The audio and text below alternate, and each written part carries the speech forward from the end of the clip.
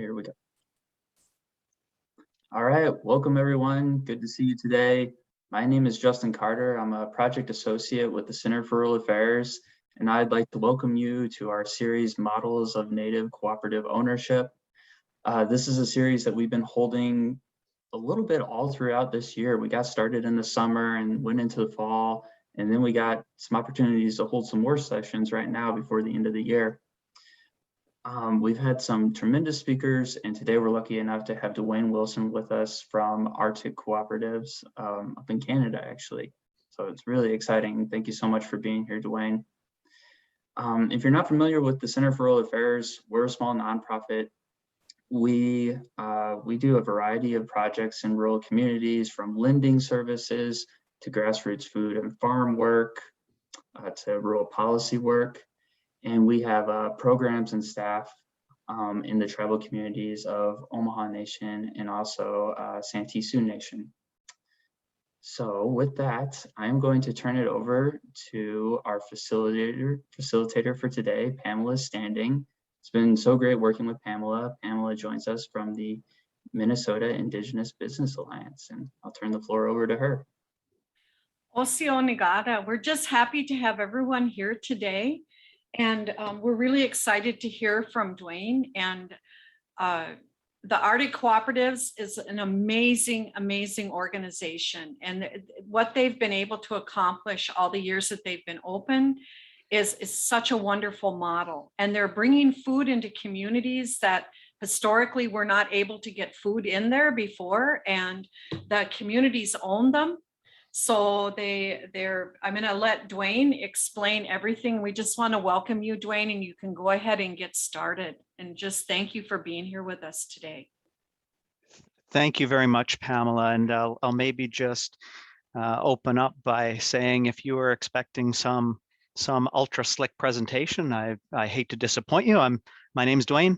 I live in Winnipeg and work for Arctic Co-ops, and I'm really kind of proud and humbled to share some of Arctic Co-op's story. But before I go on and start sharing screen, I think it's appropriate for me to acknowledge here that here at Arctic Co-ops, we're located in Winnipeg, which is on Treaty 1 land, the unceded territory of the Anishinaabe, Cree, Oji-Cree, Dakota, and homeland of the Métis Nation. So it's important to acknowledge that Arctic Co-ops is an indigenous organization, a support federation, a cooperative service federation, and it's always important to remember our roots and remember who we serve. So with that, I will start sharing screen. Bear with me one quick sec. It says I've got a warning that it's going to stop the sound share, and I'm going to continue if that's okay, Pamela? Yes. Okay. All right. Ooh. That's not what I was expecting to see. Is that your screen? That's yours. Really? I've got the Center for Rural Affairs up on mine. Are you seeing a slide that says Arctic Co-op? Yes, we are. Okay, fantastic. Well, we can work with that because I've got the luxury of having two screens here. So I don't know how you would like to manage questions. I can be fairly flexible either way. I'll maybe just ask Pamela if we can handle it however you wish. If you want to stop me and monitor kind of the raise hand functions, just so we're not talking over one another, if that's okay with you, that's fine with me. That sounds good. And if people have questions, just put them in the chat, and Justin and I will be watching the chat. Super, super. Thank you very much. Okay, so I'm happy to be here. I was kind of explaining to Justin and Pamela at the start that as a cooperative, we basically manage and govern this business aligned with the 7 co-op principles, and one of them is training, education, and information. So we were kind of joking a little bit that I'm either gullible or just very aligned with that, and it could be equal measures of each. But we really feel that training, education, and information is one of our principles. So we need to act consistent with what we say we are, and we are a cooperative, and that's, you know, an important principle. So it's easy to get to yes. So I'll maybe talk about what a cooperative is first, because this is one of the things that that I think is not necessarily, you know, when it comes to cooperative development, is, you know, maybe one of the things that's least understood. Oftentimes cooperatives are born out of market failure, where, you know, the needs of a community are not met by the market. You know, so whether it's in a retail cooperative in the Arctic, or whether it's a credit union in the heart of Africa, oftentimes the same circumstances beget the creation of a cooperative. So, but really foundationally, I want to talk about what a cooperative is. So, and I'm going to emphasize key words, because you're going to see the connection between the definition of a cooperative and cooperative principles. So, you know, a cooperative is, I apologize for reading right off screen, but it is an autonomous association of persons united voluntarily to meet their common economic, social, and cultural needs and aspirations through a jointly owned and democratically controlled enterprise. So you're really ultimately at the heart of it, a cooperative is there to meet people's needs. And that's why cooperatives take so many forms, from worker co-ops to childcare co-ops to retail co-ops to energy co-ops to water co-ops to credit unions, etc. And in the case of the communities of the Arctic, they had very specific needs. And I'm going to share as we go through the presentation how the needs of those communities, both, you know, back in, you know, the early days of cooperative development in the Arctic, back in the, you know, late 1950s and into the 60s and into the early 70s, have gradually morphed over time as the needs and communities have changed. Because ultimately, while this is the definition of a cooperative, I very much look at cooperative development and the growth of the co-op system in Canada's Arctic as being an example of collective entrepreneurship, because that's really what it is. You've got very remote, sparsely populated communities that the market doesn't meet their needs, partly because whether it's capital, whether it's human resources, or whether it's for other reasons, there isn't the critical mass to create and to sustain some businesses using purely a private enterprise or, you know, kind of an entrepreneurship model. But communities can rally together to do entrepreneurship collectively, and that's really what they've done.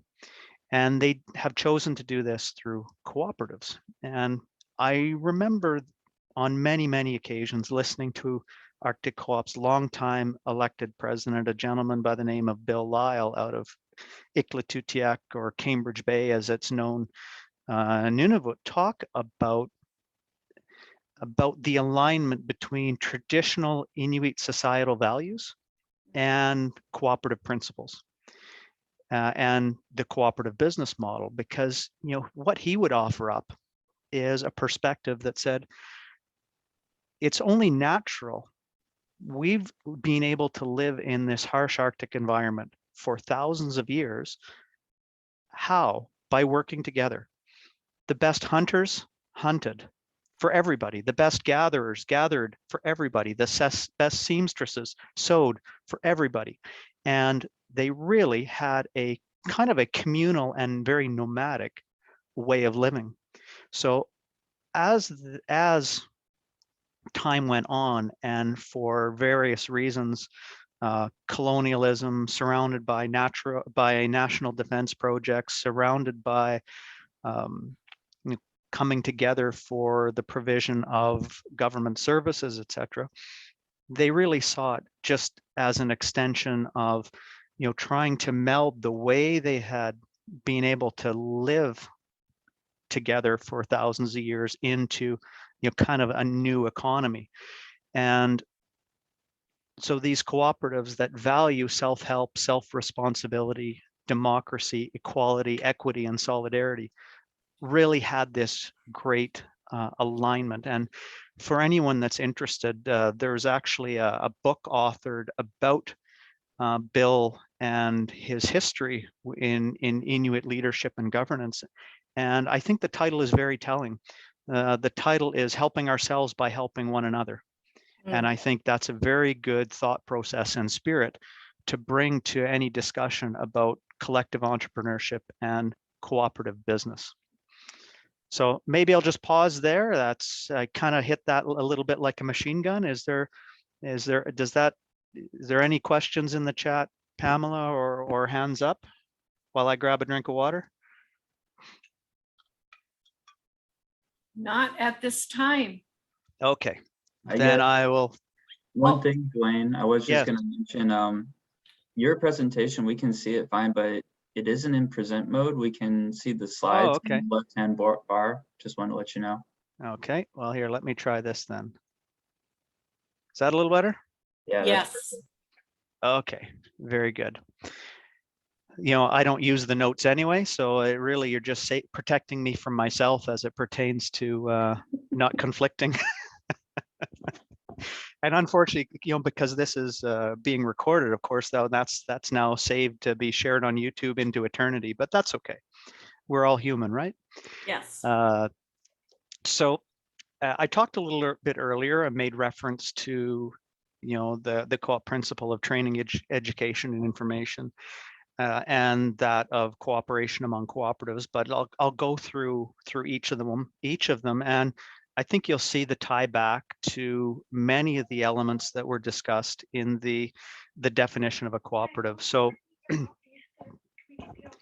so the 7 co-op principles, in no particular order, no rank order, are voluntary and open membership.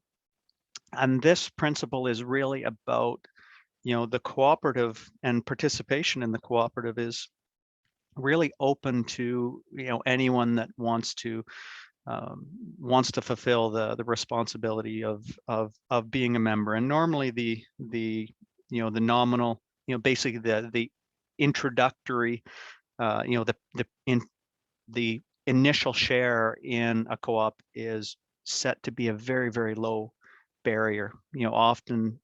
Oftentimes, depending on the individual co-op's bylaws, it might be, a nominal sum of $5 or $10, and that's really all that's required to become a co-op member. The second is democratic member control. So democratic member control in the co-ops, in our co-op system, manifests itself in one member, one vote, and it really reflects itself in 2 primary areas. One is the election of directors. So each autonomous and independent co-op, and we're going to get into autonomy and independence when we get to principle number 4, is an autonomous and independent community-owned business, and the directors elected to govern and set direction for that cooperative are peers from among the community. It's often community leaders, and it's probably no coincidence that many cooperative directors go on to serve as members of the Legislative Assembly or other, important roles in governance. It's very hard to really determine whether, which is whether you want to use a chicken and egg or a cart horse analogy to say that, these people, maybe they have, innate leadership qualities, and the same qualities that lead them to be elected by the other members in the community to lead their co-op are the same attributes that make them very electable from from the perspective of the territorial government. Or, there's another perspective that says, because one of our principles is training, education, and information, that perhaps the training, education, and information that those elected directors receive, whether it's reading financial statements, running an effective meeting, long-term planning, etc., maybe help equip them to be better serve their people in other capacities. And I don't really have an opinion. It's probably some of both, to be quite honest with you. But so the local directors not only direct the activities of their local independent co-op, they are elected from among the membership. But the other aspect of democratic member control relates to the changing of bylaws. So the bylaws are kind of the rules by which the co-op has set up for itself. And that's a little bit of a check and balance that makes the bylaws for the co-op that can't be changed without approval of the membership. So really, this is the opportunity for broad representation from the community to ensure that the co-op is being operated in such a way that it's going to meet their ongoing needs. The third is member economic participation. So, member economic participation, in essence, is that the expectation that members will support their co-op, and then if there are returns, then they are distributed in proportion to that economic participation. So essentially, whatever business activity is driving the profitability of their co-op, that's the same, in that proportion is how the return is delivered. So, I think it's really interesting that it's a really interesting dynamic that, and I may get into it later because this is something that I really am passionate about advocating for, is especially in small communities, the likes that we serve. An economist would say that competition is destructive, that the costs of duplication of services, of duplication of infrastructure, etc., actually cost more than the benefit of competition, that communities like these are best served by a monopoly. And of course, when you've got people that, because of geography, because of the fact that communities aren't interconnected, because of limitations on their financial capacity, don't have the ability to make other choices and are left to deal strictly with what the monopoly offers them, you're really at risk of that monopoly position being abused. And to me, the cooperative model is one that where you've got the owners and the users of the services are the same people, you will find that natural balance, you will find that harmony that ensures that pricing and services and the level of training in the staff and the compensation for the staff is finding that balance between the ongoing need of having a viable business, because the same people are owners, with running that business efficiently and offering prices that are fair, because there isn't that power imbalance between owners and consumers because they're the same people. And when you're in a model where we don't actually use the word profit in our financial statements, the term that we use is net savings, and really what that represents is the economic benefit that's been saved by people in using the cooperative business model versus the other choices that they might have.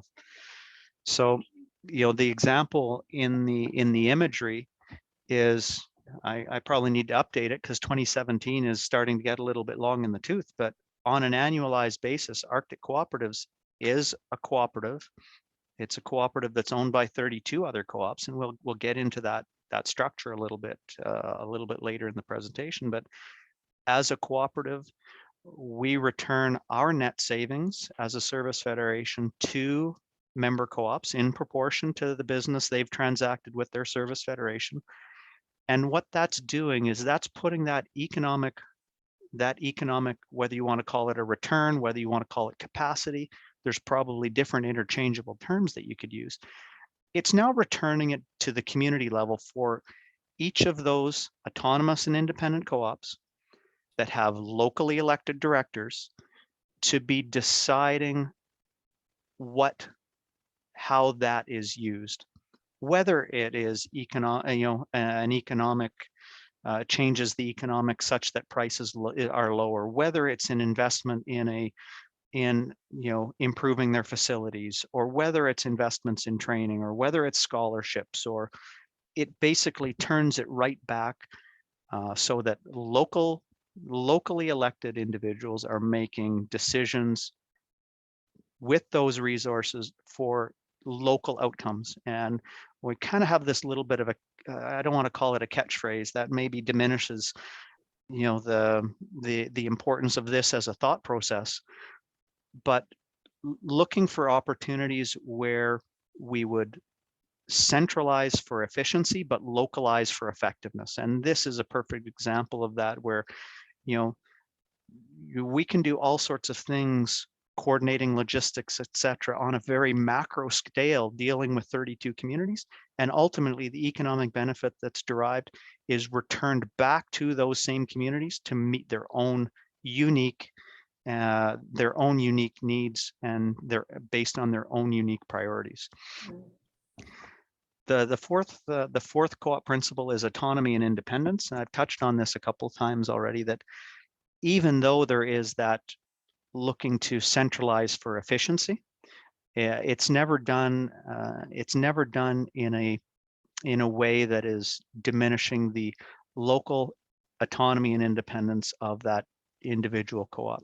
So it's really a great example, I think, of the centralization of some key services for efficiency's sake, in a lot of respects, actually promotes the autonomy and independence of co-ops, because it really de-risks their local business and allows them to certainly be more sustainable, to do an ever better job at meeting those unique needs that I referred to. The last three principles are education, training, and information. I think I've talked about that a little bit, and it comes to mind pretty easily because it is a big part of what we do.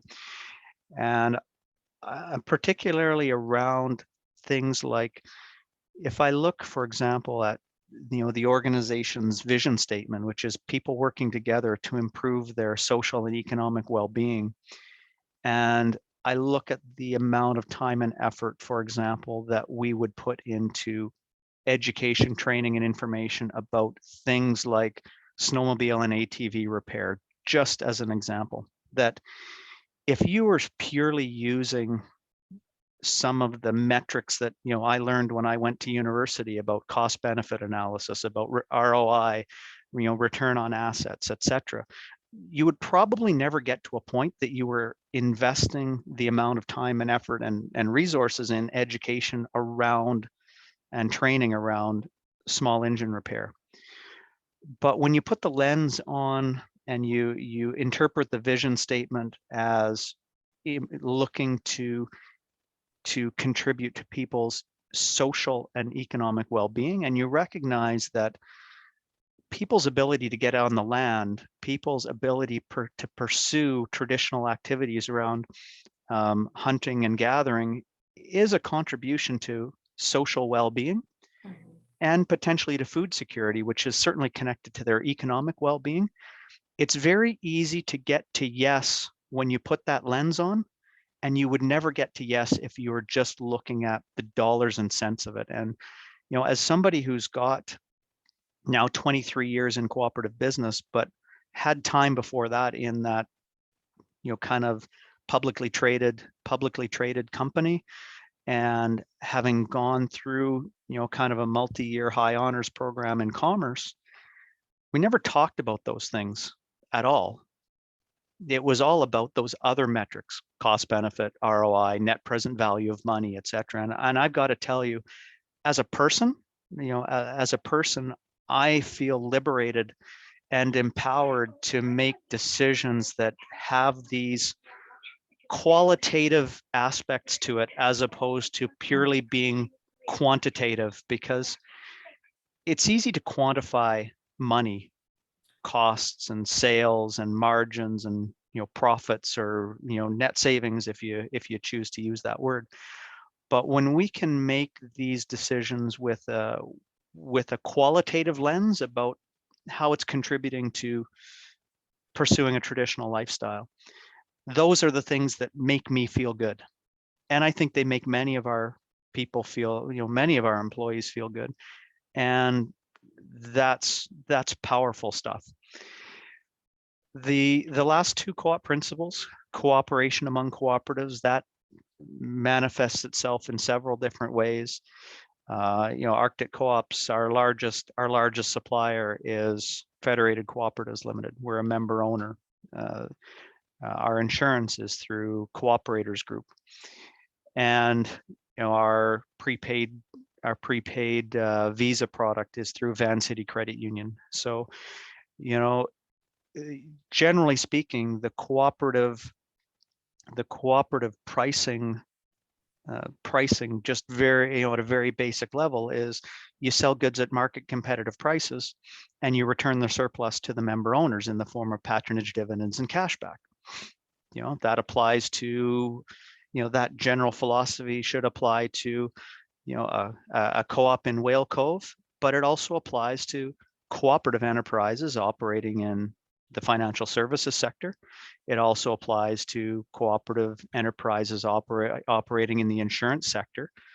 So, and the wholesale supply sector as well. So it only stands to reason that we should be able to find out, seek out those cooperative businesses that are operating in a competitive market and have competitively priced goods and services, and make the conscious decision to use those organizations, because it contributes to a better, really a stronger cooperative economy. And the last one, and certainly not least, is concern for community. And concern for community can have certainly a number of different interpretations. One is food security, mental health. Concern for community would speak to environmental efforts. So again, being able to be unshackled by the traditional measurements of cost benefit, et cetera, and really look and make decisions along the lines of what's good for the community is really empowering. And part of our evolution as an organization has included the implementation of a balanced scorecard, where we are trying to balance off, does the organization have financial needs? Absolutely it does. It needs to be viable if it's going to continue. But it's also got equally weighted measurements around social good, around people, investments in training, and other elements that really position us to not sacrifice people because of financial pressures, or not sacrifice the commitment to doing social good because of something else. And like I say, as somebody who has spent a number of years in that publicly traded world, where I don't know if anyone's familiar with the term, the tyranny of the quarter. It's kind of a term where, a lot of publicly traded companies fall into the trap of making short-term decisions because they're all geared about what the quarterly dividend is, what the stock price is.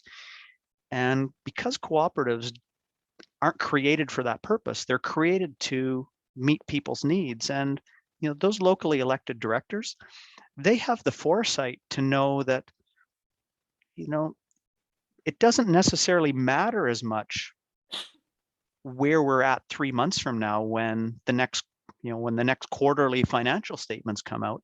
We're building this for our children and for our grandchildren. So we need to govern it with a more of a long-term view.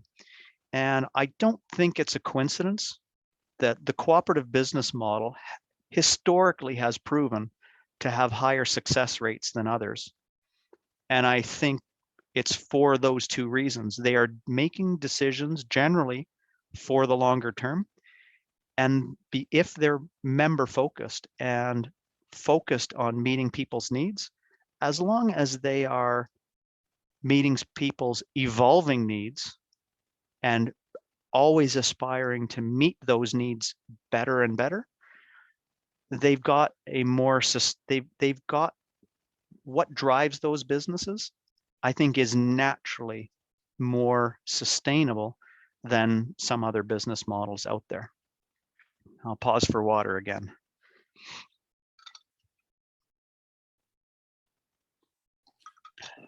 Dwayne, I have a quick question. Sure. It's about the word profit. Is that a choice that was made by the community to not call it profits, but net savings? I mean, You know, I really like that. I don't think I can't really answer that. And the reason I say that is because, you know, I spent 9 years at Federated Co-op before I came to Arctic Co-op, and it was always net savings at Federated as well. I think it's just a, you know, it's a term that in my co-op experience seems to be fairly universally adopted. And you know, there has to be some, you know, there's always a little bit of training and coaching, because obviously we're a business that, you know, has common needs for logistics and finance and HR and IT, just like many other businesses. So, you know, the talent we attract has the subject matter expertise of those functional areas, but not necessarily any background in cooperatives. So, you know, profit isn't a dirty word. You know, a co-op or any other business needs to have one to survive, to see next year and the year after and the year after.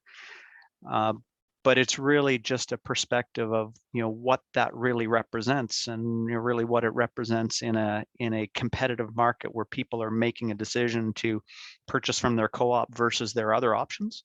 It really represents the amount that the members have saved collectively by making that choice.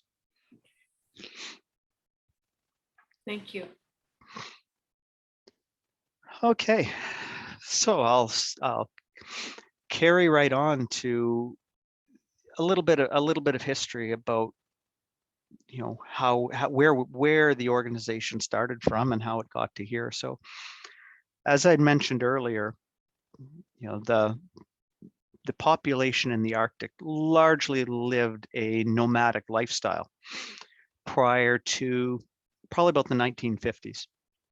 And in the 1950s, there started to be a settlements in communities. You know, prior to that, there was a few trading posts operated by the Hudson's Bay Company where you know, the people would, you know, come to the trading post seasonally, trade furs for staple goods, and that was what commerce looked like. So as the community started to form around either the distant, you know, it was called the dew line sites, distant early warning sites, which were a series of radar sites that were set up during the Cold War that spanned across really northern Canada and including Alaska to alert to any sort of incursions that might be coming over the top of the globe from you know, Russia or other Eastern Bloc countries. Between that and the assimilation of people into communities for the provision of basic health or education services, now people were together in a place instead of leading this nomadic lifestyle. And, you know, because it was consistent with the way they had lived forever, they were, you know, really not very satisfied with the monopoly position of the, you know, the really the sole purveyor of commerce in the area. So they decided to create cooperatives. And to say these cooperatives had very humble beginnings would be probably a gross understatement. In a lot of cases, the co-ops, you know, retailing in the Arctic back in, you know, the 1950s and 1960s was a very rudimentary exercise. There was no refrigeration, there was no, you know, never mind internet, there weren't even telephone lines or fax machines. So the co-ops oftentimes were built out of scavenged material or perhaps an abandoned building from the dew line site that they might have literally dragged across the ice and the tundra. and they sold shelf-stable goods, and they worked together and reinvested in the business that they owned. And what they came to realize is the same spirit that saw the creation of the cooperative in the first place, the notion that they could do better together than they could alone. Early co-op leaders had the foresight to take that thought and take that spirit and really grow it to look at something even bigger. And they, imagined that if they could succeed better in the provision of key goods and services at the local level better by working together, then it only stood to reason that if they pooled their resources together as cooperatives, just like they did as individuals at the community level, you could create a community of communities that could help one another. So that's what they did. And in 1972, the precursor of Arctic Cooperatives was formed with 26 founding cooperatives that basically had that vision of having the community of communities to support one another, and they created Canadian Arctic Co-op Federation Limited. So largely in parallel to that, actually a little bit before that, in 1965, there was actually an art marketing company / cooperative that was created called Canadian Arctic Producers, and it was a partnership between many of these same independent co-ops and the federal government. And Canadian Arctic Producers, marketed Inuit and Dene art, and eventually things aligned that the very same co-ops that owned Canadian Arctic Co-op Federation Limited also owned part of Canadian Arctic Producers with the federal government. And the co-op saw fit that they started the process of getting the federal government out of their enterprise. And once they did, they, from an efficiency perspective, they brought Canadian Arctic Producers together with Canadian Arctic Co-op Federation Limited and merged them together and renamed it at that time Arctic Cooperatives Limited as it's known today. So officially Arctic Cooperatives Limited has existed since 1982, but in reality it predates that back to 1972. Which means that early in 2022, on 2/2/22, actually, we're going to be celebrating our 50th anniversary. So that's quite a milestone. And one of the, as you saw from the modest beginnings of member co-ops, and you'll remember back to me talking about co-op bylaws and how many of the co-ops have kind of that nominal share being priced at $5 or $10, and some of these communities have as little as 70 to 100 people in them. So as you can imagine, if you pair out the children and just look at the adult population, and you collect, even if everyone was a member and you collected $5 or $10, you don't really have much to go on to set up a local business. So access to capital has been one of the impediments to growth for co-ops in Canada's Arctic for many years. And with some seed capital from the territorial government of the day and the transferring of a portfolio of loans with co-ops, in 1986, the Northwest Territories Cooperative Business Development Fund was created. And after 1999, when the territory of Northwest Territories split into two to become Northwest Territories and Nunavut, the fund was renamed to the Arctic Co-ops Development Fund. And essentially it is a fund that the co-ops administer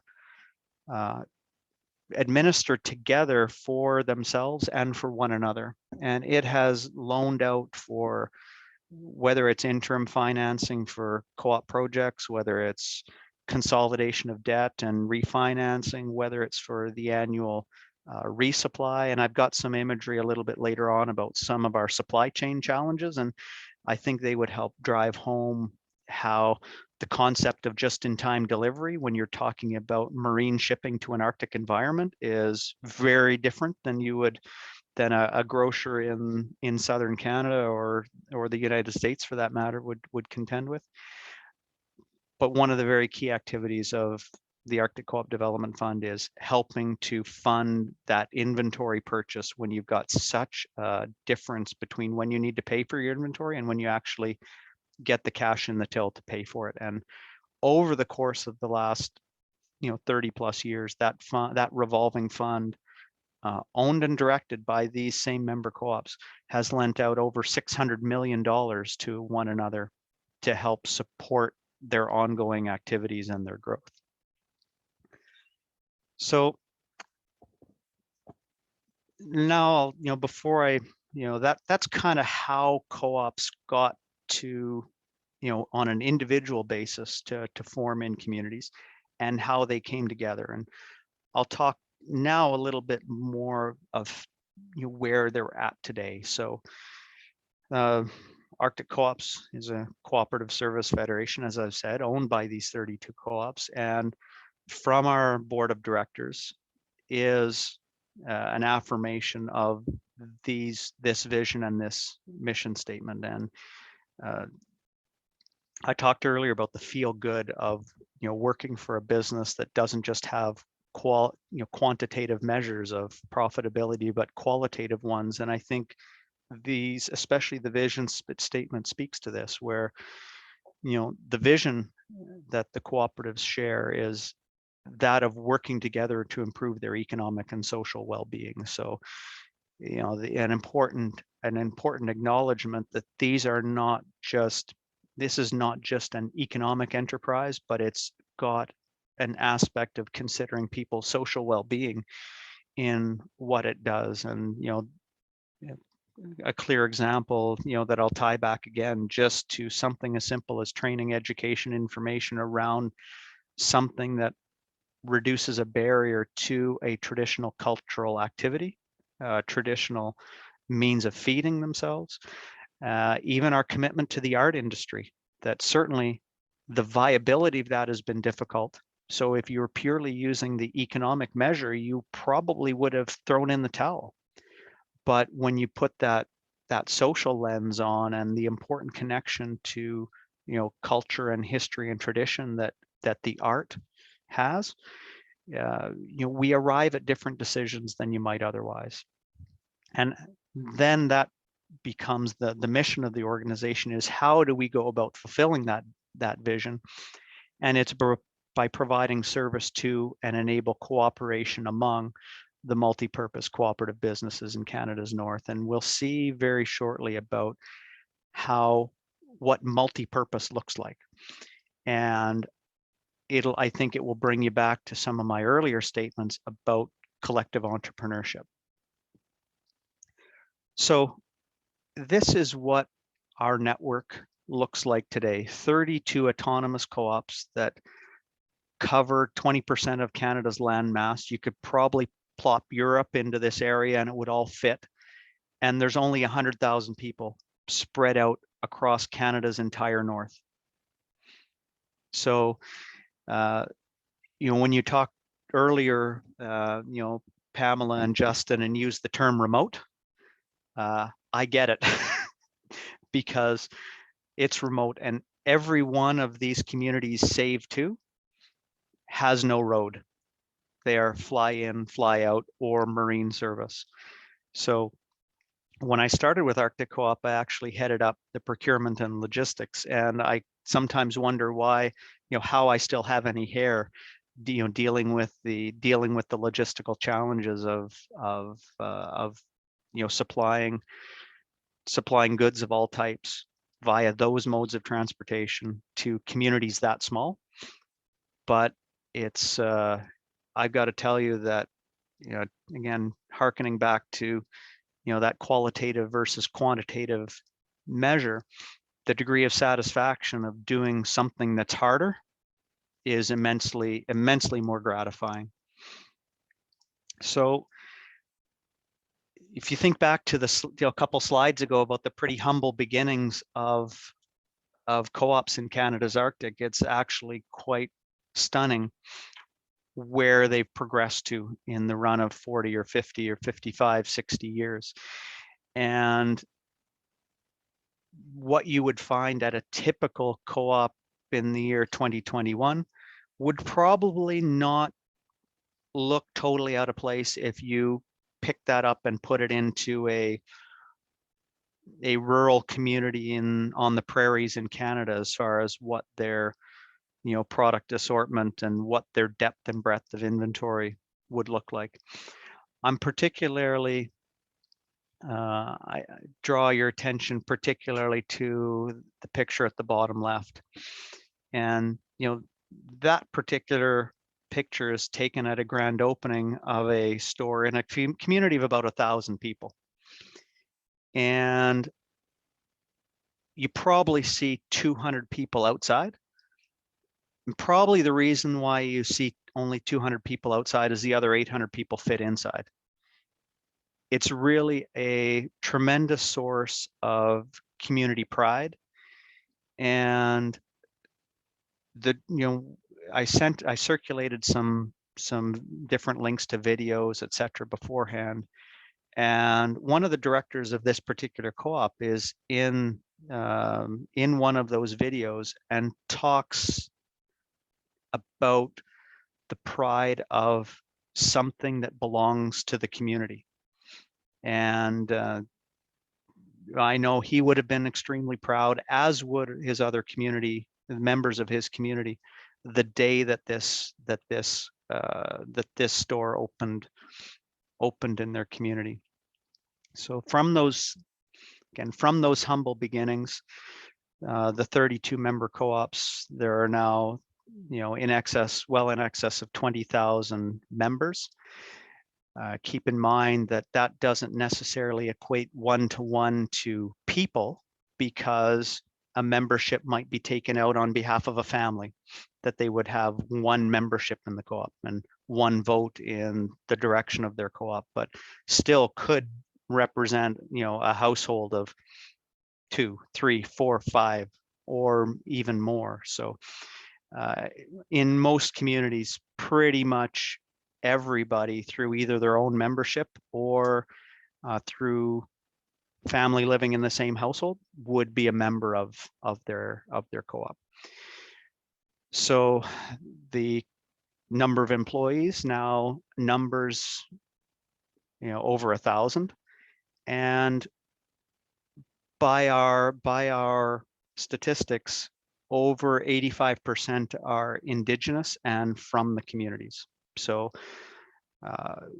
maybe one of our biggest areas of opportunity, or biggest failings, depending on how you want to look at it, is we would envision, we would aspire to have 100% of the employees of a local co-op being in and of the community. We're not there yet. There's certainly some capacity challenges with with just training, and these are small businesses, so it's one of the challenges is that because they're very much small businesses, nobody becomes the manager of a large volume grocery store in southern Canada without having gone through probably 4, 5, 6 or more career progressions along the way. So when you're operating in small businesses where they're so small that the cashiers might report directly to the general manager, it's very hard to have that gradual career progression. But that being said, we still don't lose sight of that as the future state that we aspire to help reduce the economic leakage of outside employees as much as possible. So the co-op system pays now over $30 million a year in wages in the communities, and they have accumulated assets in excess of $200 million and have member equity of over $110 million.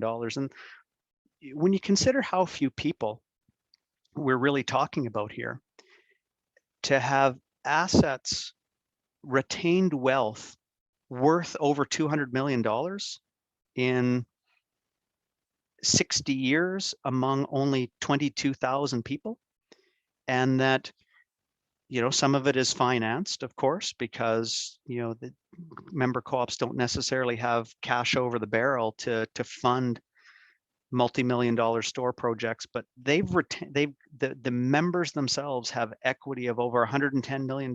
That is a stunning amount of wealth retained in the communities by a lot of people that really otherwise really struggle from day to day. And I find it so gratifying to see how many member co-ops have things like pension programs for elders, that that member equity, that a member has basically contributed and or built up over the years, where they've either been able to hunt and trap for sustenance or had a wage and supported their co-op. Now in turn their co-op supports them by redeeming their member equity in a monthly pension once they reach a certain age. And that is another manifestation of concern for community and autonomy and independence, where a co-op is looking after its elders by governing itself in such a way that it's able to have those provisions for people.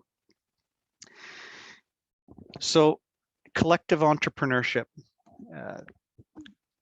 what might have started as the basic trade of goods, usually shelf stable goods back in the 50s, late 50s and 60s, has now grown to include not just retail stores, but cable TV, petroleum delivery, restaurants, convenience stores. And this is not by no means an all-inclusive list. There's, I think, 3 or 4 co-ops now that actually do the school busing in their community. Why would that be? Well, it's collective entrepreneurship. Together, the people have the means to buy a $100,000 bus, where no individual would. So it's collective entrepreneurship at its core. So as member co-ops have diversified, so have the services of Arctic co-ops to meet their needs. One of the challenges of operating in remote small communities is that of scale. When you put it into perspective, our entire organization across 32 communities probably has similar combined volume to 4 or 5 good Walmarts. So scale is a challenge, and that is why co-ops saw fit to pool their volume to try to be more efficient with the delivery of services and do it through a cooperative enterprise, versus contracting somebody to manage that for them. They've done it through a cooperative service federation that can be malleable and flexible to meet their evolving needs. And as those co-ops have diversified to try to achieve scale at the community level, they've seen fit to have Arctic co-ops expand the service offering to meet their evolving needs. So, that's expanded to include what originally might have been strictly or largely a procurement and a logistics function back in 1972, has now expanded to include things like centralized IT, accounting services. So, accounting is an example of a service that is not readily available in many small communities, but they can provide it economically to one another by working together through their service federation. Supply and logistics is a core function, human resources, operational support, art marketing, and many others. So I'll talk now. I've got a couple slides about the org chart. or org charts. At a community level, I always liken, most people are familiar with the traditional presentation of an org chart, where it's shaped like a triangle or a pyramid, and at the top is a he or her that might have a title like CEO or chairperson or president, etc. And then it would tree out to the various different functional areas of the business. I would prefer to, and I haven't found the perfect depiction yet, I'm still looking, but our org chart, whether it's at the individual community level or whether it's the service federation level, is shaped like an hourglass. So depending on the size of your community, if it's a community cooperative org chart like this depicts, you would have X number of individual members, could be 30 or 40 in a small community, could be 1,500 in a larger community. Our largest member co-op operates in Yellowknife. Yellowknife is a city of 16, 17, 18,000 people, and there's about 4,500 members. So depending on the size of the membership base, those members, one member, one vote, would elect a board of directors from among their peers, from among people. And it's not retired business types. It's people that use the services of their co-op, just like they do. And depending on the individual co-op's bylaws, the number of directors is usually an odd number, usually 7 or 9. And that board is accountable to their membership, and their responsibility is to hire the general manager. And then the general manager is to make the operational decisions, the hiring or firing decisions to support the business, and at that point, the org chart, again, is very similar to the traditional org charts that, we would have seen or learned about in, our organizational theory, classes. Various functional divisions of retail, hotel, etc. And the position off on the left-hand side, DSA, is an acronym for District Support Advisor. So that's a position that Arctic Co-op supports, that essentially is a liaison not only that supports the board of directors as it pertains to hiring, appraising the general manager, supports the directors on things like the budget and long-term 5-year plans, etc. It's also a conduit for the co-op, whether it's on an operational matter or an operational perspective through the general manager, or whether it's from a governance perspective through the local co-op board of directors, to be a liaison back to the service federation. So it's, when you're operating a business in a remote community and you're supported by a staff of 130 in a distant place, it might be hard to know where you go to get the support and service and help that you need. So the district support advisor really acts as that glue or that bridge that helps connect the local co-op back to the service and support that they need to meet their needs. So much like I described the hourglass at the local co-op level, it's the same thing at Arctic co-ops, because Arctic co-ops and Arctic co-op development funds are cooperative service federations owned by, instead of 22,000 members, or if you use the Yellowknife example, 4,500 members in a community, it's owned by 32 autonomous co-ops in this community of communities.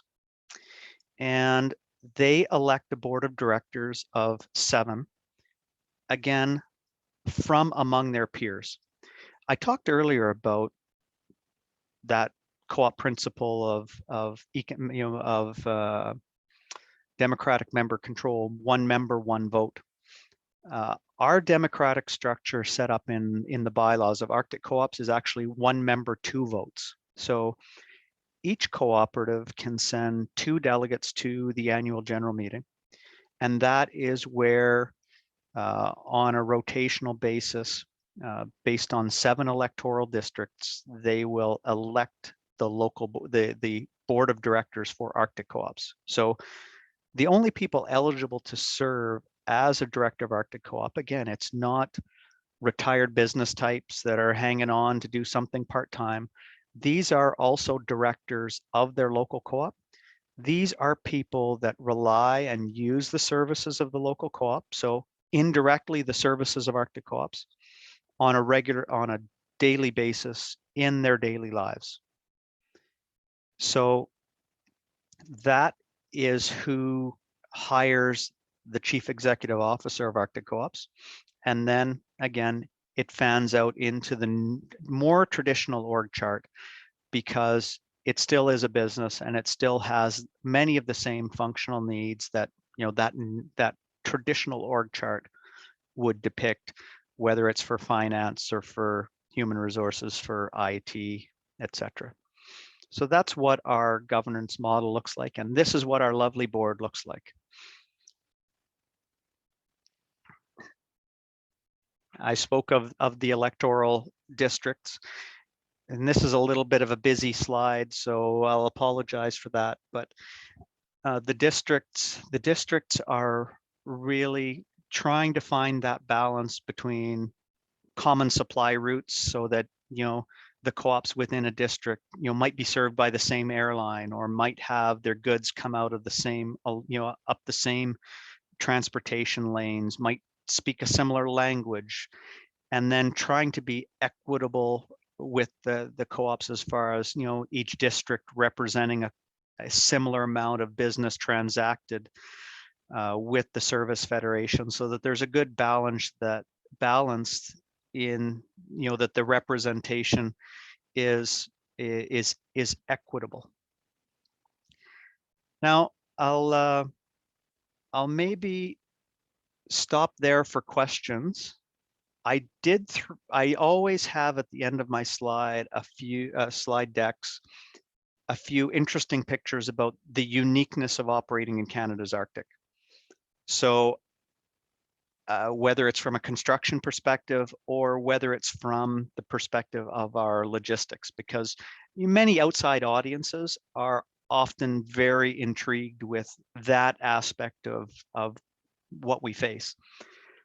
So Pamela, I can be really flexible either way. If you want to, I can just do a quick page flip through those, and a little bit of an explanation probably takes 5, 6, 7 minutes, and then we can go to questions, or we can pause and take questions for as long. I will stay as long as there's questions, and then I will stay and do that afterwards too. I am very flexible to while also respecting the timelines that that you've set as an expectation. Well, our group is kind of shy. I'm going to have to get after everybody. Maybe I'm just dull. No, you're not dull. And I've been getting people communicating with me, and they're just like enthralled with what you're sharing, and they're inspired by it. So I would say just go ahead and keep going. Sure. One of the things I did want to ask you, are they still doing their materials, their marketing materials bilingual? It's sort of trilingual, actually. Okay. There's really two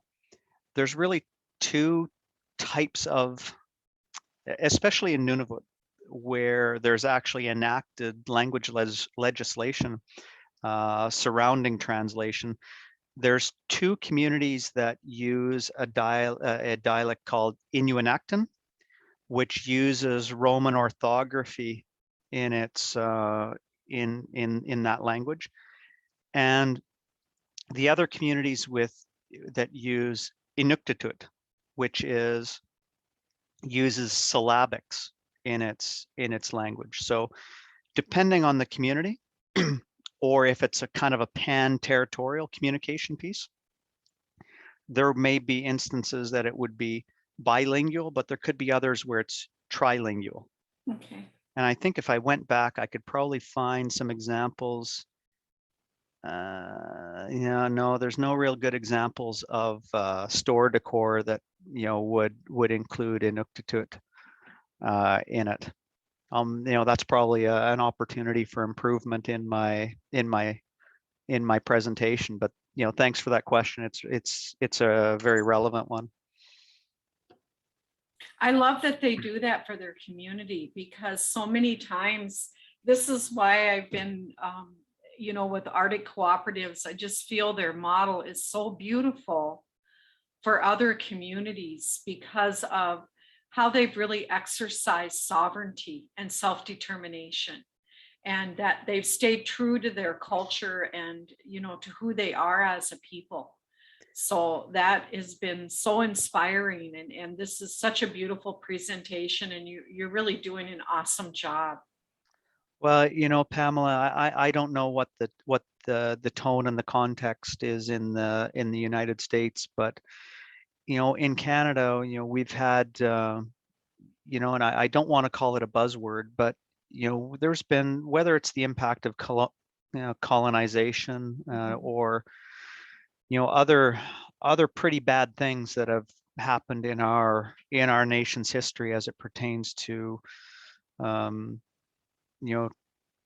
treating Indigenous people. There's a word, the word reconciliation gets thrown out a little flippantly for my liking.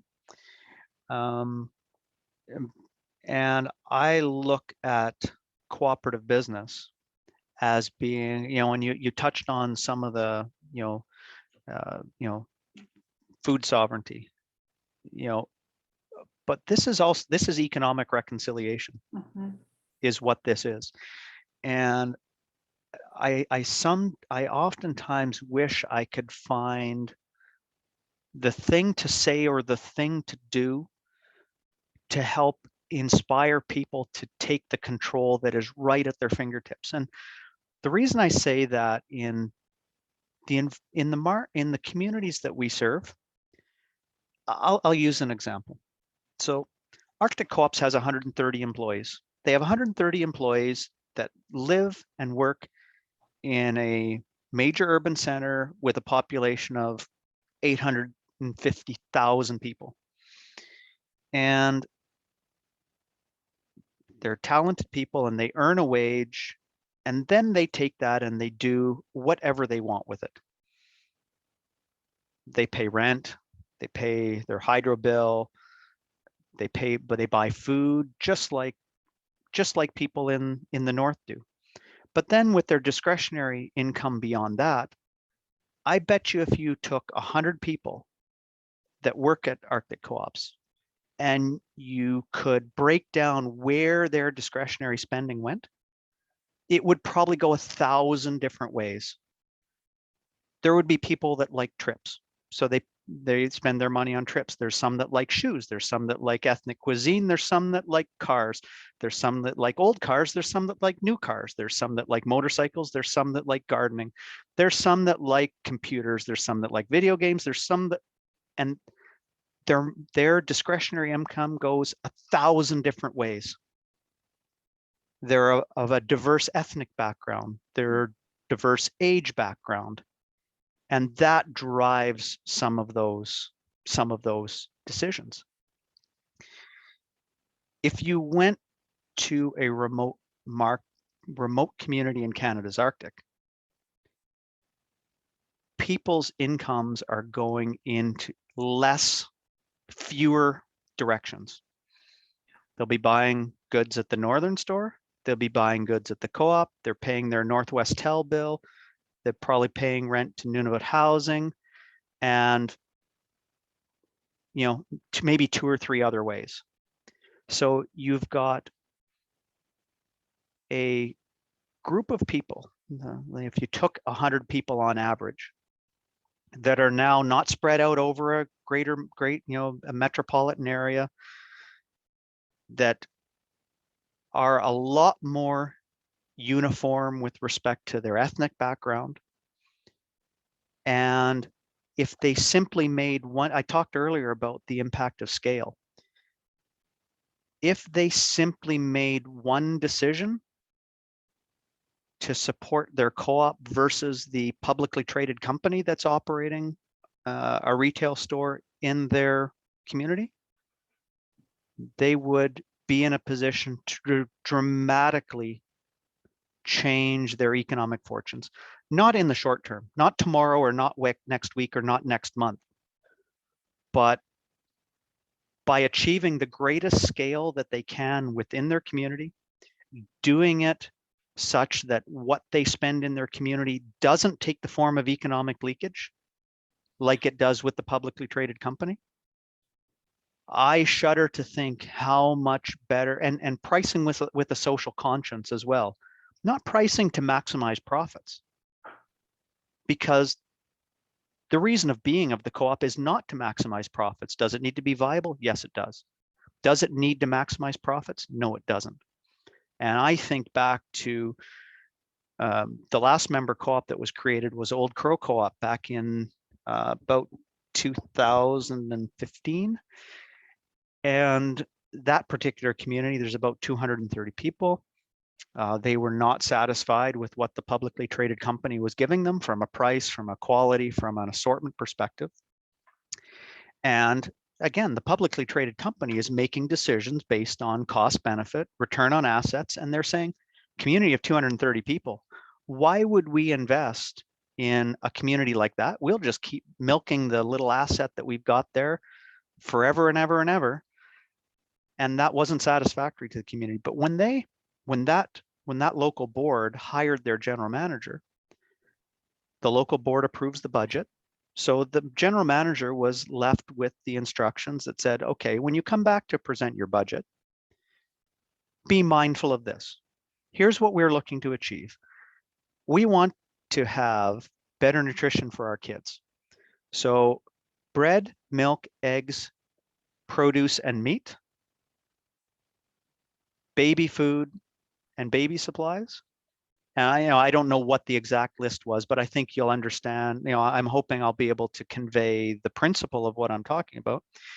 They said, we want you to make sure that stuff is affordable as possible. So when you come back with your budget, you tell us how we can achieve that.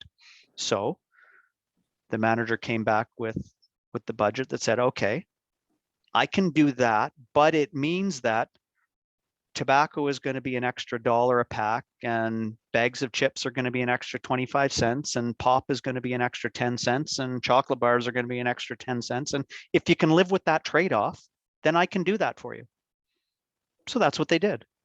Pricing with a social outcome, with a social outcome in mind, with the nutrition of their kids and their grandkids in mind. And I engage with the Nunavut Food Security Coalition, with Health Canada, with the First Nations Inuit Health Branch of Health Canada, and they would often ask questions along those same lines that would say, okay, it's the co-op, it's owned by the people. Why don't you just double the price of pops and chips and tobacco and sell milk, bread, eggs, and produce and meat at no margin, and voila, you're going to improve food security. And if you're the only store in town, in theory, you could make that work.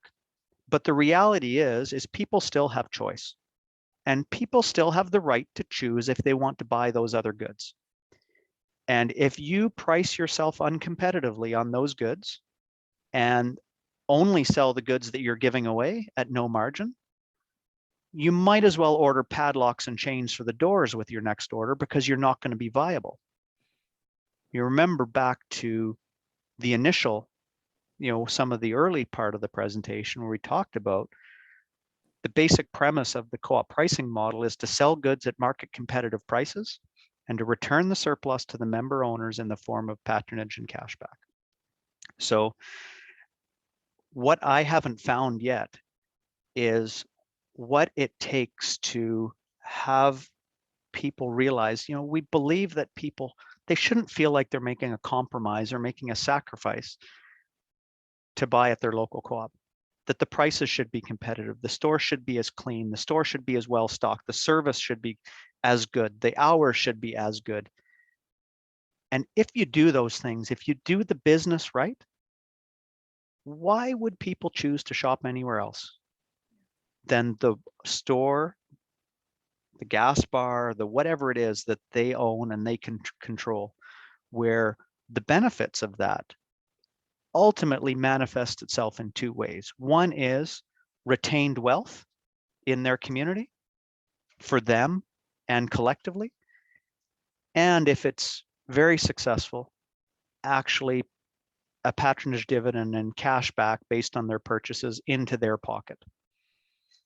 I haven't found that recipe yet, but it doesn't mean we stop trying. Thank you. Well, let's see your photos that you have. Sure. So this is a picture of a store under construction. You might not believe it, but one of the capacity constraints in many of these communities is heavy equipment. You don't just rent a crane or buy a piece of equipment to help erect your facility, because they don't exist. So we choose a particular building type that actually bolts together. So when you see this building go up, the walls are kind of self-supporting because they're corrugated. The corrugation is probably about a foot deep. But once you bolt them together, and then once you bolt together the roof system, there's probably hundreds of thousands of bolts in this building. You get the structural rigidity that you need, and also be able to have clear spans. So the trusses you can see on this are bolted together, and as they build panel by panel, they will just be able to do it without heavy equipment, using scaffolding and moving along till up until completion. Talked about some of the air logistics, and you could probably fit Europe within Canada, and you're flying planes of all different gauges and types to a variety of airstrips. So we would use aircraft ranging from as small as a Pilatus PC-12 that you'd see on the top right-hand side, which might haul 1,800 pounds worth of freight, up to and including the Boeing 767-300, which is the largest commercial aircraft used in the country, and can haul, I think the max payload is about 126,000 pounds, which to equate into semi-tractor trailer loads would be about the equivalent weight of 3 average semi-tractor trailer loads of food, and everything in between. Some of the variables that we would work with would include the length of the runway, whether it's hard surfaced or gravel, the size of the community. And many aircraft are what's called combis. So the one you see on the bottom left, airlines deal with the same challenges of scale. So one of their reactions, or one of their models, is to try to achieve that scale by having passengers and freight on the same aircraft, because neither market is big enough to support a dedicated freighter service or a dedicated passenger service with the frequency that's desired. So oftentimes freight is delivered on combis, we call them. So if you look at the aircraft in the center, that's an example of a Boeing 737 combi. And if you look at you can see the cargo door opened. You can see what's called the FMC, which would lift the cargo up to this height of the door. But if you notice, the back 12 or so windows are lit. So this particular aircraft is a combi. You can see the stairs at the back. So there would be about 12 rows of passengers at the back of this aircraft, and freight in front. And what you see on the top right is a typical roller floor in a large freighter aircraft that the cargo can just roll in and lock down. The vast majority of the communities are coastal communities, so they would get marine service. So annual deliveries, between 1 and 3 deliveries, with an ocean-going container ship. I think just for scale and reference, I'll maybe draw your attention to both of these pictures. If you look at the picture on the top, and you look really, if you squint really hard, you'll see a barge sitting beside the vessel with a dump truck on it. And if you look at how small that dump truck looks in comparison, you get a little bit of a sense of the scale of the vessel. And likewise, on the bottom one, you can see stacked on top of the cargo towards the bridge at the back is pickup trucks and other passenger vehicles. So, you know, it's stacked above deck, you know, at least 4 vehicles high. And this is the Bellet Strait, and if anyone wants to Google it, this is really considered probably the de facto Northwest Passage, and it's not very wide and it's not very well charted. But since 2008, we've been hauling cargo from marine cargo from Eastern Canada through to the Western Arctic, through the Bellet Strait successfully. And, you know, while we might hope for waters like this, sometimes we get this and need a Coast Guard icebreaker escort to reach a community. I talked about collective entrepreneurship and the co-ops working together to self-provide them with goods and services that they need. I think this is an example of that. You'll see the co-op logo on these groovy red containers. Collectively, individually, the co-ops own no containers other than what they might have in their community for cold storage, but collectively they own about 1,200 containers. So they're able to be more efficient by self-serving themselves with a revolving fleet of containers to meet their annual need for goods via marine resupply. The vessels themselves need to, because there's very little infrastructure in the community, they need to be self-sufficient. So the vessels would take with them tugboats and barges like you'd see here. So they would set anchor and offload the tugs, offload the barges. What you see the deckhand standing on the barge is ramps so that they can offload cargo at shore. They would bring their own loaders to handle the cargo, and then they will, in essence, the tug and barge will go back and forth between the vessel and the shore to offload the cargo for the community. And it could be everything from those 20-foot sea cans that we saw pickup trucks, we saw dump trucks, it'd be housing material, and literally everything in between. So the containers and the other cargo are offloaded using cranes aboard the vessel. And then here's an example of how far in this particular community, how far they need to set anchor offshore. And you can see the loader and the ramps that would be how the cargo is offloaded at the shore and placed above the high water mark so that it's not impacted by the tides. And while we hope for this, sometimes we get this.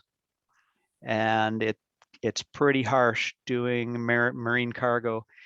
The marine cargo season lasts until usually about the first week of November, but it's getting pretty risky once you get into late October, early November to be operating in Canada's Arctic. So these guys and gals do a pretty admirable job. And if anyone's interested, if you want to Google high Arctic haulers, there's a 7 or 8 part series about our marine resupply on CBC Gem. So, you know, anyone can go and take a look at that series and just see what some of the realities of doing marine cargo in Canada's Arctic looks like. So I would encourage anyone that's interested that might want to take a look at that. And with that, the sun is setting on my time that's been allotted. It's 4:30, but as I said, I'm ready, willing, and able to stay on for as long as there's questions. Thank you, Pamela and Justin. Thank you so much. Does anyone have, you can unmute and ask questions. Please don't be shy. We're really lucky to have this presentation today, and boy, it's be a good way to get your questions answered or something that you're curious about.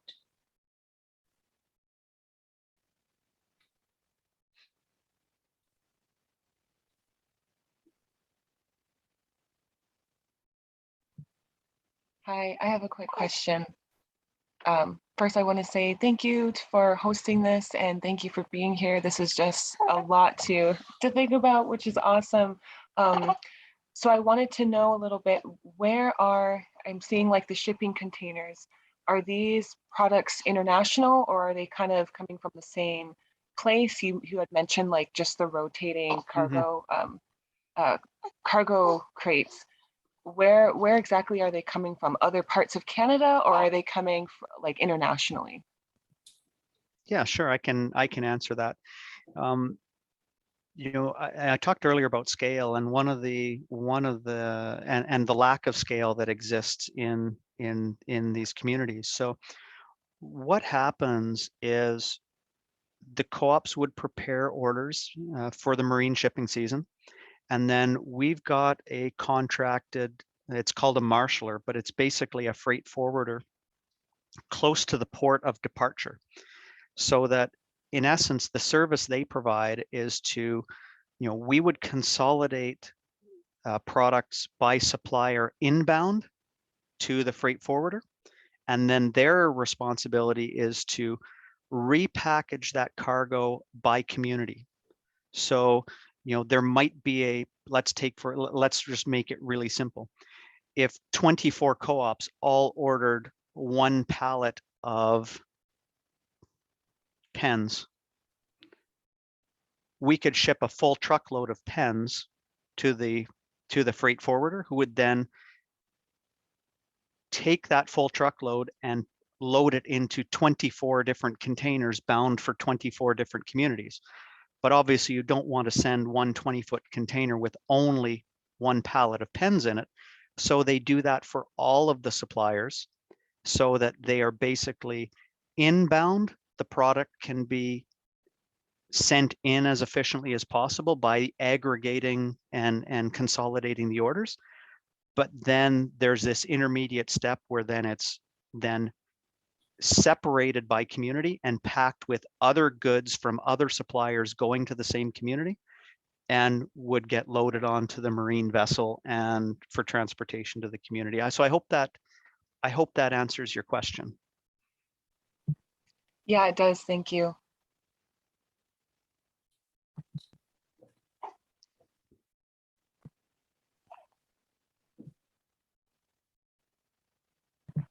I have a tag along question if no one else wants to jump in. Go for it. Okay, so we've seen with COVID, especially in the United States, kind of the way our like our distribution networks, our supply chains and distribution networks have really kind of fallen apart. I really like these the cooperative models that you're talking about, because cooperatives have, you know, have been around as an idea, but cooperatives in the hands of First Nations, Native people especially, is a really powerful phenomenon in and of itself. And I think that it's kind of radically shifting the way that we sort of envision what economy and what wealth looks like. So I like the cooperative model because it seems to sort of chain link resources together rather than, you know, focusing on one resource and trying to make that the top of each individual little pyramid and then hoping it all kind of comes together for select people who can, you know, jump through all of the right hoops. But what I wanted to know was how well has this cooperative model, just in terms of like the supply chains and distribution networks, how well has that buffered against some of the kind of rippling effects of COVID? Okay, I'll take a stab at that. And my answer will probably have kind of three different lenses to it.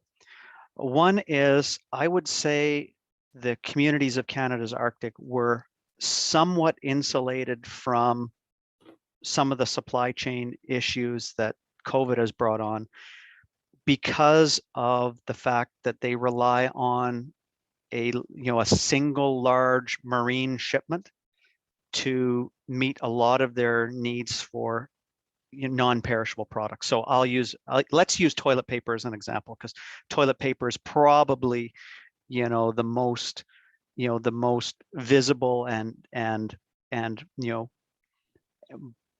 most broadly recognized anecdotal impact of a COVID supply chain really early on in the pandemic.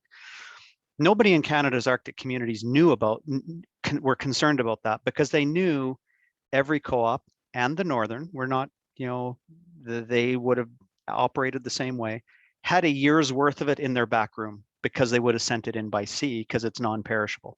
So unless COVID changed how much people were using toilet paper, they didn't need to worry about running out, because it was already there. So, I guess that's the first aspect of it. The second aspect is co-ops, especially in these sorts of communities. I've talked about the challenge of scale. So they're challenged with respect to scale. So it's not like they are direct importing full containers of anything. And so they would really be subjected to a lot of the same difficulties that businesses across southern Canada and throughout the United States have seen as part of the supply chain. So they would have some of those same impacts, especially on goods that weren't already preloaded because of the marine shipping season. However, I would say that there is more resiliency baked into there is more capacity built into the model, because of the service and support of our procurement team. That if there's a shortage of a good, let's call it toilet paper, we can be more efficient at seeking out alternate supply, seeking out alternate transportation arrangements, etc., than any individual co-op could be on its own. And I'll use an example. So on or about October the 13th, the largest fly-in community in our country, the city of Iqaluit, was placed under a water advisory. And it wasn't just a boil water advisory. There was trace petroleum in their water. So it was a strict do not consume order for washing, for cooking, and it wasn't just boil it and it'll be fine. So because of the financial capacity and the logistical capacity of this organization, within 8 days, and starting, that was, I think, a Wednesday. So starting by the Friday, we probably delivered 800,000 bottles of water to this community of 8,000 people within 8 days, through a combination of scheduled service that we already had, additional air charters. We brought in an Airbus A330 from Portugal, where you have to write a check for $650,000 US before the thing even turns, because we could, because together the co-ops had built this capacity to do that: logistical capacity, procurement capacity, and financial capacity. So, I know that's a little bit taking it to an extreme, but I think it's an example of how, that particular supply chain was a problem, because there was a sudden shift in how people drank water.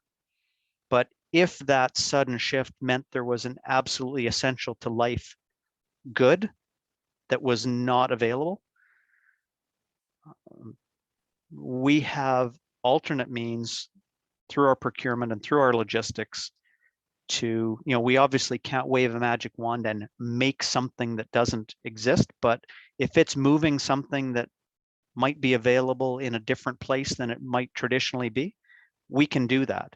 If it means buying something from a different supplier than you've always gone to because supplier X has it available when supplier Y doesn't, we've got the means to hunt that down and acquire that good. So I know that it's certainly not a magic wand that makes the supply chain challenges go away. I wouldn't be so bold as to suggest that, but it certainly gives some means and some capacity to compensate for the traditional supply chain to ensure that people's needs are met. And, flying a $275 million plane from Portugal to move water to Iqaluit is a pretty bold step that there's not many organizations outside of government could have done or would have done. And I'll maybe just add on to that. Out of concern for community, after all the costs were tallied and they were shared open book with the government who gave us the PO to do this, we charged an administration fee of $1.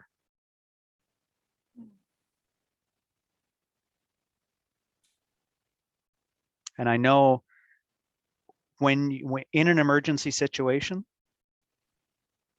I think there's lots of organizations that rub their hands together and they think they've got a blank check when they've got a government purchase order, and they rub their hands and they take full advantage. But when you put that concern for community lens on, we can hold our head high and be very proud that we did the right thing at the right time for the right reason.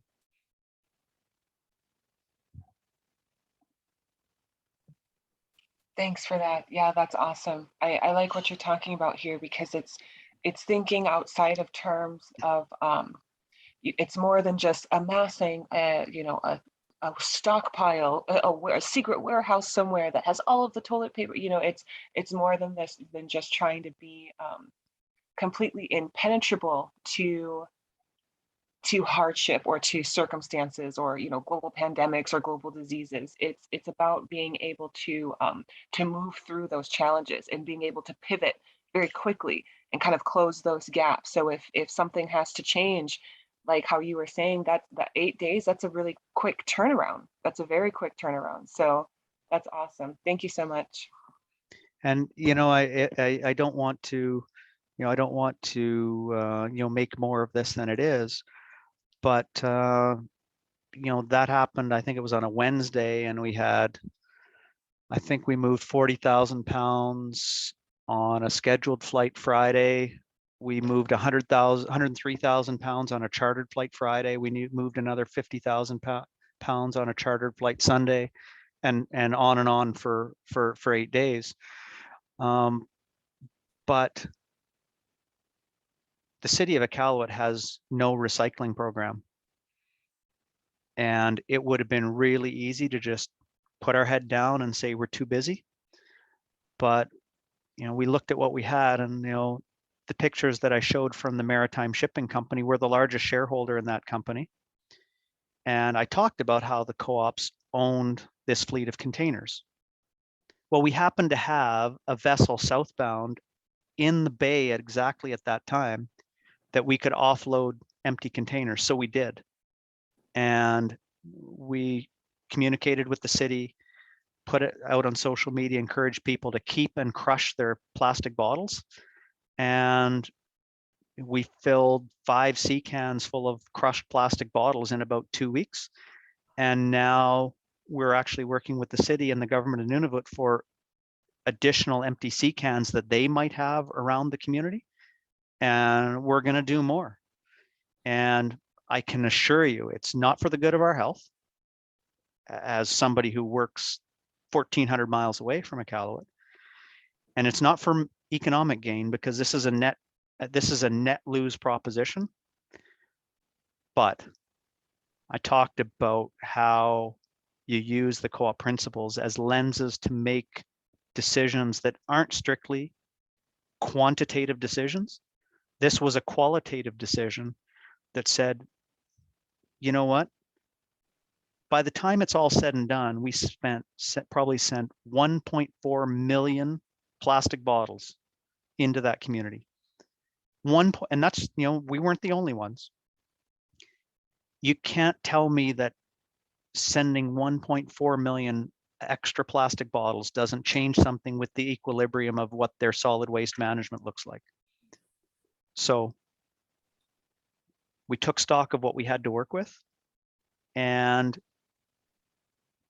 basically recycled as much of that as we could because we could, and because we're a co-op, and because it's a manifestation of concern for community. And it's something that I'm pretty proud of. And and when you use the 7 co-op principles as different lenses by which to make decisions, you end up with different decisions. And I think you end up with better decisions in the long run. I went through an exercise for our board, well, this is probably a year and a half ago now, about overlaying the co-op principles with the UN's Sustainable Development Goals.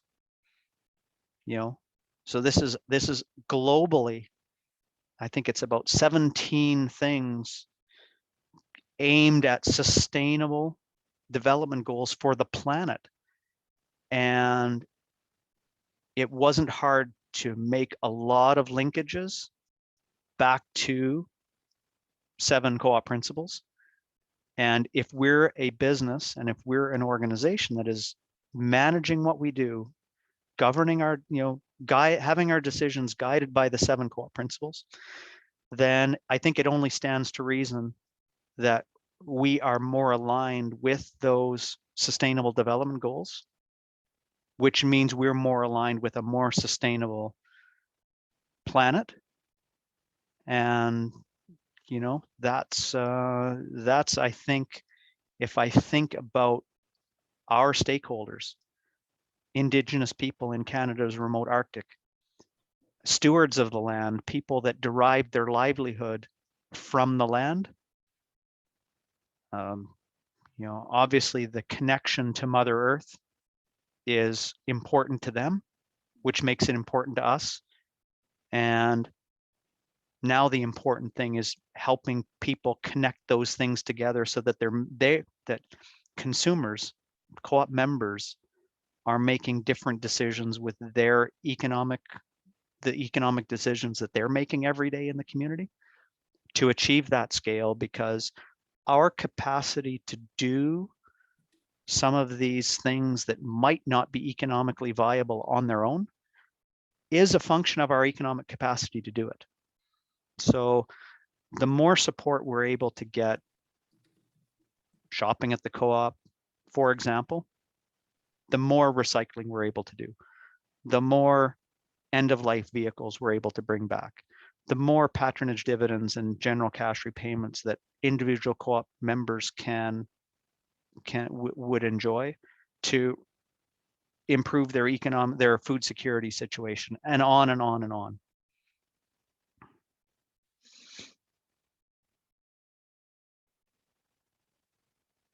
I'll get off my soapbox now.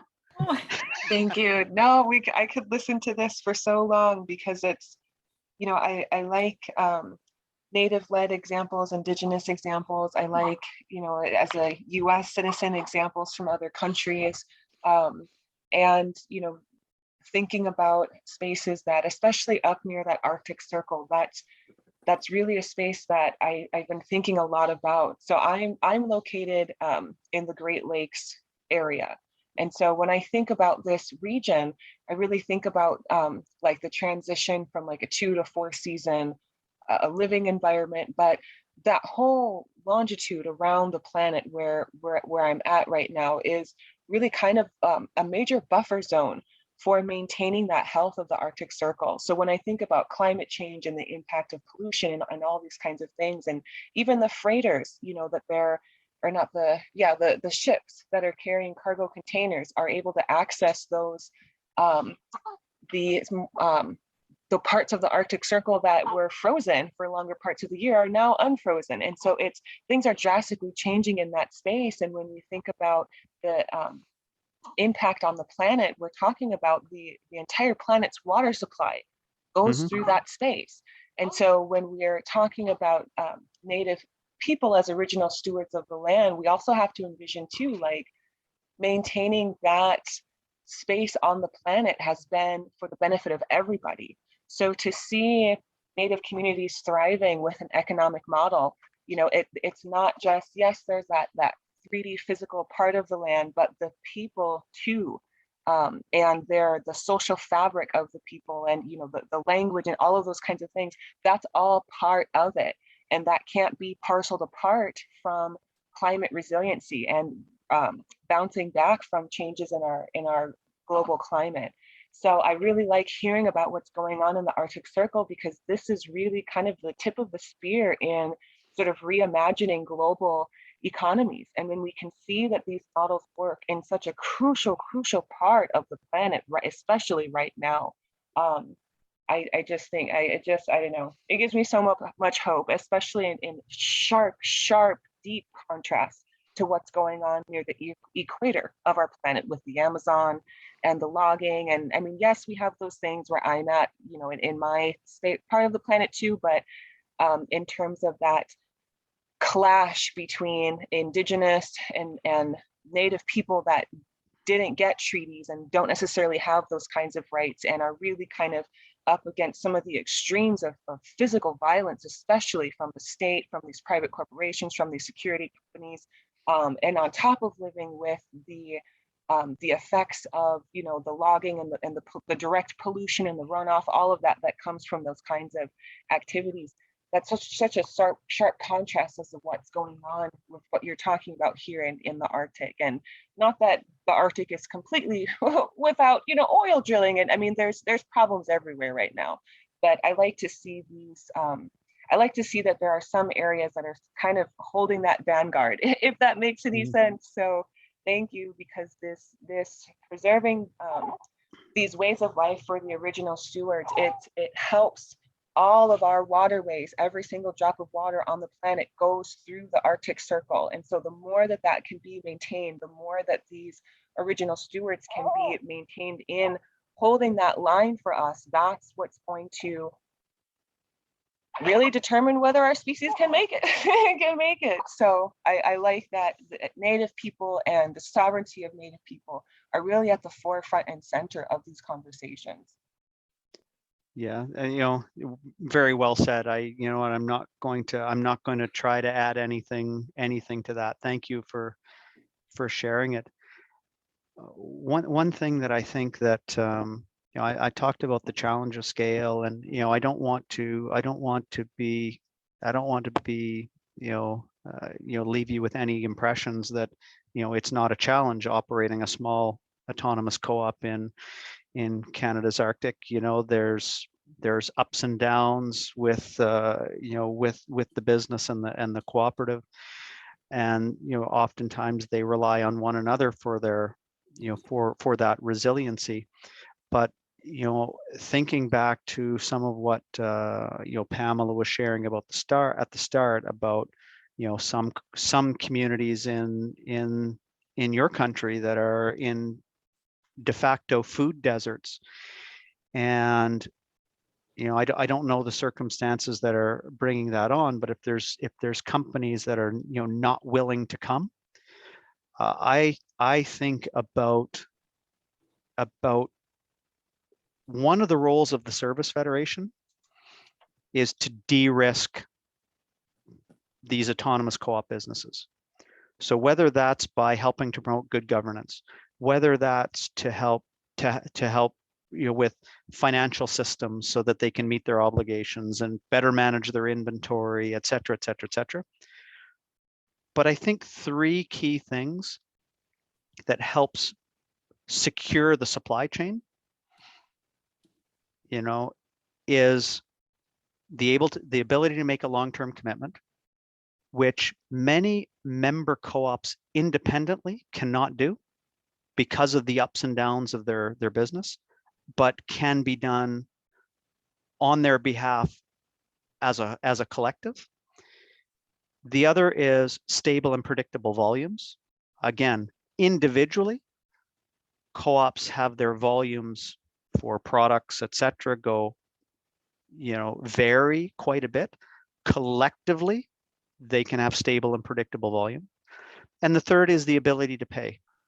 So again, with those ups and downs, Arctic Co-op supports co-ops through their ups and downs that individually, at any moment in time, there might be some that wouldn't have the ability to pay for goods, to pay for the services that they need.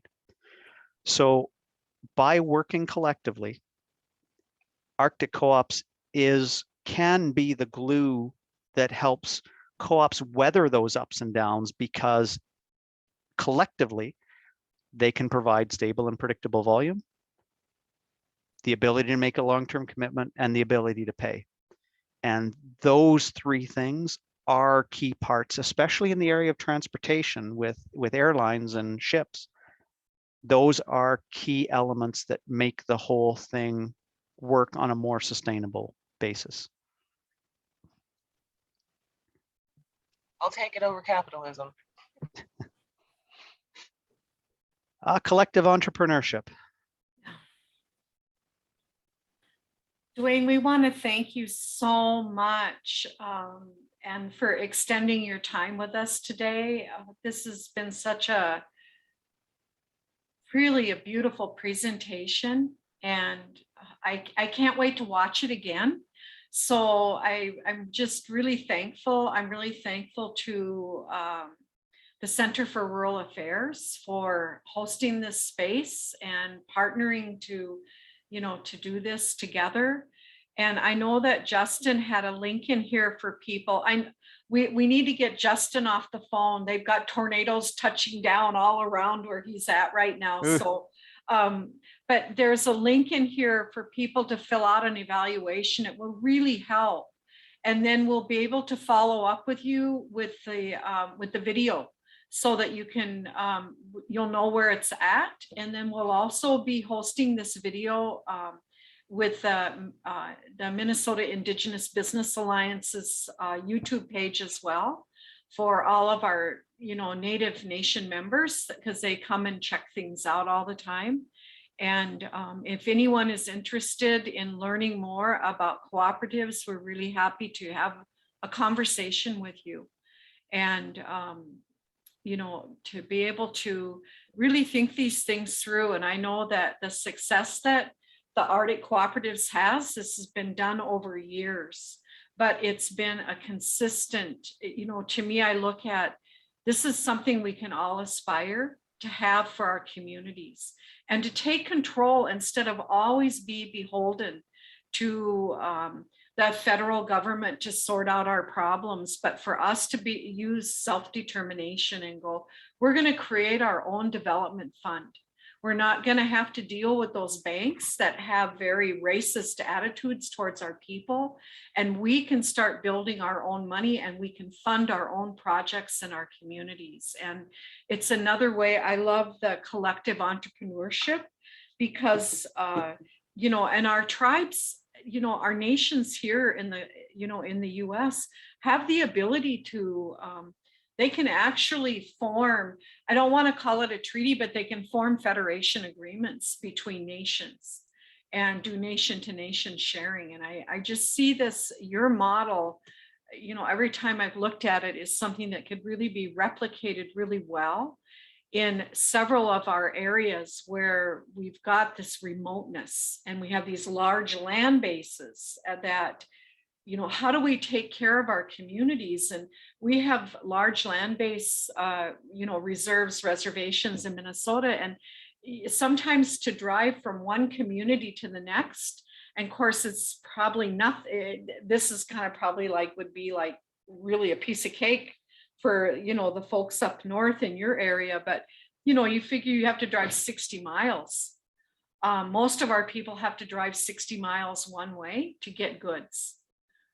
And so they're not there in our communities. And this kind of a model can really help us, you know, become more self-sufficient and not so reliant on everybody else in those big box stores that are just, you know, they're and are, you know, one of the things that I feel so strongly about is leakage, because the things that we do with our hands, you know, that we create, it just seems to leak out of our communities, and it makes another community stronger. And sometimes we don't have a good relationship with that outside community, but their economies benefit by us. And it's like, why aren't we doing this for ourselves? So I just really, really want to thank you for, oh my gosh, you're such a great presenter, and you just laid everything out so beautifully and so clearly. So I just want to say wado, miigwech, wokida, you know, thank you for being with us today. And I'll let you take it over, Justin, because I want you to get in a safe place. We've got some crazy weather right now. We did. Some of the Nebraska folks who are on the call had to leave to take some shelter, but it looks like it's moved out of the area now. So I did want to thank Dwayne as well. It was an incredible presentation, very in depth, and we're just looking forward to sharing it with our audiences here in Nebraska and all over North America as well. So thank you to everyone who attended today.